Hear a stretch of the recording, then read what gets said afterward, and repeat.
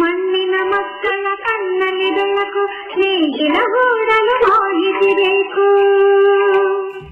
ನಮಸ್ಕಾರ ರೈತ ಬಾಂಧವರಿಗೆ, ನನ್ನ ಹೆಸರು ಪುಂಡ್ಲಿಕ್. ನಾನು ಅಂತಿಮ ವರ್ಷದ ಕೃಷಿ ವಿದ್ಯಾರ್ಥಿ, ಕೃಷಿ ವಿಜ್ಞಾನಗಳ ಮಹಾವಿದ್ಯಾಲಯ ಹಿರುವಕ್ಕಿ. ಇಂದು ನಾವು ಅಡಿಕೆ ಸಿಪ್ಪೆಯಿಂದ ಕಾಂಪೋಸ್ಟ್ ತಯಾರಿಸುವ ವಿಧಾನಗಳ ಬಗ್ಗೆ ತಿಳಿದುಕೊಳ್ಳೋಣ. ಕರ್ನಾಟಕ ರಾಜ್ಯವು ಅಡಿಕೆ ಉತ್ಪಾದನೆಯಲ್ಲಿ ದೇಶದಲ್ಲಿಯೇ ಪ್ರಥಮ ಸ್ಥಾನದಲ್ಲಿದ್ದು, ಈ ಅಡಿಕೆ ಸುಲಿಯುವ ಸಮಯದಲ್ಲಿ ದೊರೆಯುವ ಅಡಿಕೆ ಸಿಪ್ಪೆ ತ್ಯಾಜ್ಯವನ್ನು ಎಲ್ಲೆಂದರಲ್ಲಿ ರಸ್ತೆ ಬದಿಯಲ್ಲಿ ಸುರಿದು ಬರುತ್ತಾರೆ. ಇದರಿಂದಾಗಿ ರಸ್ತೆ ಇಕ್ಕೆಲದಲ್ಲಿ ಅಡಿಕೆ ಸಿಪ್ಪೆ ರಾಶಿಯನ್ನು ಕೂಡ ನಾವು ಕಾಣಬಹುದು. ಅಡಿಕೆ ಸುಲಿದ ನಂತರ ಅಡಿಕೆ ಸಿಪ್ಪೆಯನ್ನು ರಸ್ತೆ ಬದಿಯಲ್ಲಿ ಸುರಿಯುವುದು ಅಥವಾ ಸುಟ್ಟು ಹಾಕುವುದು ಒಂದು ಸಾಮಾನ್ಯ ಪ್ರಕ್ರಿಯೆ ಎನಿಸಿದರೂ ಇದರಿಂದ ಆಗುವ ಹಾನಿ ಅಪಾರ. ಅಡಿಕೆ ಸಿಪ್ಪೆ ಒಂದು ಸಾವಯವ ಪದಾರ್ಥವಾಗಿದ್ದು ಬೆಳೆಗೆ ಬೇಕಾದ ಪೋಷಕಾಂಶಗಳ ಆಗರವಾಗಿದೆ. ಈ ರೀತಿ ಸಾವಯವ ಪದಾರ್ಥಗಳನ್ನು ವ್ಯರ್ಥ ಮಾಡುವ ಬದಲಿಗೆ ಕಾಂಪೋಸ್ಟೀಕರಣಗೊಳಿಸಿ ತೋಟದ ಮಣ್ಣಿಗೆ ಸೇರಿಸಿದ್ದೇ ಆದಲ್ಲಿ ಮಣ್ಣಿನಲ್ಲಿ ಸಾವಯವ ಇಂಗಾಲದ ಪ್ರಮಾಣ ಹೆಚ್ಚಿ ಮಣ್ಣಿನಲ್ಲಿ ನೀರು ಹಿಡಿದುಕೊಳ್ಳುವ ಶಕ್ತಿ ಸುಧಾರಣೆಗೊಳ್ಳುವ ಜೊತೆಗೆ ಸೂಕ್ಷ್ಮಾಣುಜೀವಿಗಳ ಚಟುವಟಿಕೆ ಜಾಸ್ತಿಯಾಗುತ್ತದೆ. ಇಷ್ಟೆಲ್ಲ ಉಪಯೋಗಗಳು ಇದ್ದರೂ ಇದನ್ನು ಅಡಿಕೆ ಸಿಪ್ಪೆ ಮಾಡಲು ರೈತರು ಹಿಂಜರಿಯುವುದಕ್ಕೆ ಮುಖ್ಯ ಕಾರಣ ಇದು ಕಾಂಪೋಸ್ಟೀಕರಣಗೊಳ್ಳಲು ಹೆಚ್ಚಿನ ಸಮಯ ತೆಗೆದುಕೊಳ್ಳುತ್ತದೆ.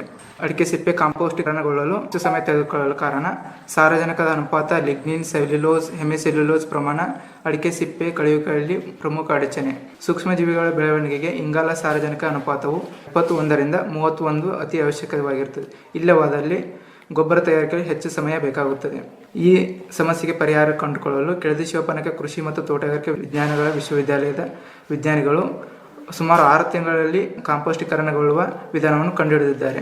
ಅದು ಏನೆಂದರೆ, ಗಟ್ಟಿಯಾದ ಸಿಮೆಂಟ್ ಇಟ್ಟಿಗೆಗಳನ್ನು ಬಳಸಿ 20 ಅಡಿ ಉದ್ದ, 5 ಅಡಿ ಅಗಲ, 5 ಅಡಿ ಎತ್ತರದ ಕೊಟ್ಟಿಗೆಯನ್ನು ತಯಾರಿಸಿಕೊಳ್ಳಬೇಕು. ಈ ಕಾಮಗಾರಿಗೆ ರೈತರು ತಾವೇ ಮಾಡಿಕೊಂಡರೆ ಸುಮಾರು 30,000 ಖರ್ಚಾಗುತ್ತದೆ.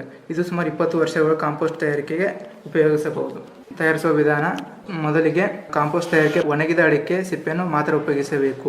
ಗುಂಡಿಯ ತಳಭಾಗದಲ್ಲಿ ನೆಲದ ಮೇಲೆ ತೆಳುವಾದ ಒಣಗಿದ ಎಲೆ, ಸ್ವಲ್ಪ ಪ್ರಮಾಣದ ಕೆಂಪು ಮಣ್ಣು ಹರಡಬೇಕು.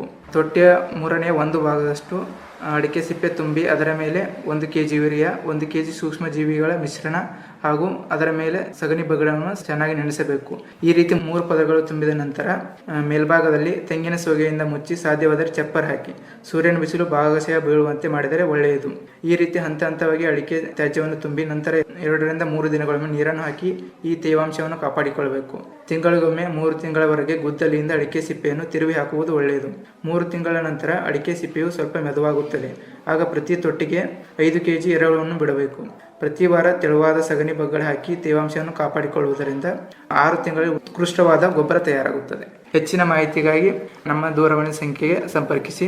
ದೂರವಾಣಿ ಸಂಖ್ಯೆ 9660324048. ಧನ್ಯವಾದಗಳು.